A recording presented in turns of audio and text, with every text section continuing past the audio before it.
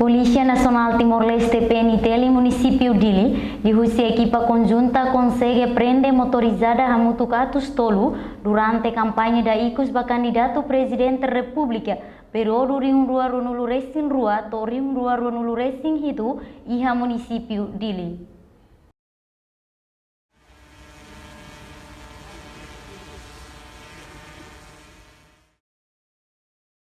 Comandante Polícia Nacional Timor-Leste Município Dili, Superintendente Chef Henrique da Costa informa, foi participa cerimônia de deslocação membro do município e a quartel-geral Polícia Nacional Timor-Leste, Kaikoli Dili, quinta-feira semana né. Superintendente Chef Henrique da Costa hateten, o número né, motor hatnulu polícia prende ia campanha lorong sanulu racing hat fulan março, enquanto ia lorong sanulu racing 5, prende motorizada mutuk atus ida sanulu racing rua no campanha ICUS husi fretelin kunto no candidato ho número sorteio walu leranan timur niam polícia prende motorizada atus ida hatnulu racing walu nune total hamutuk atus tolu.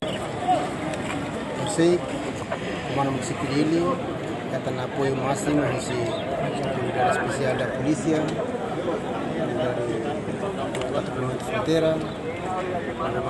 colocar posto aeroporto dari Polisi Maritima, quartel geral e a Comando Município Dili dari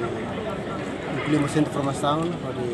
garantir segurança para a campanha para candidato será desde que militantes e apoiantes candidato será para kita consegue segurança máximo para atividade lá tempo que vamos kita consegue futizar motorizada tidak problema identifica usa cano racing baru la usa espelho baru la taca capacete baru tu la menaik tolo kita consegue foto motorizada untuk atau tidak lalu agora ada Comando Município Dili motorizada sirane siapa le trânsito se passa bilhete multa nem basira pois será você no banco uma coisa que eu falei minha recibo no Bahia Trânsito através da foto autorizada e será não usa canal 4 e da sai canal 4 nele e tá usa para canal 9 polilori kuat dengan standar aturannya biar lebar mau tak vale para foto pois será mesmo aquela espelho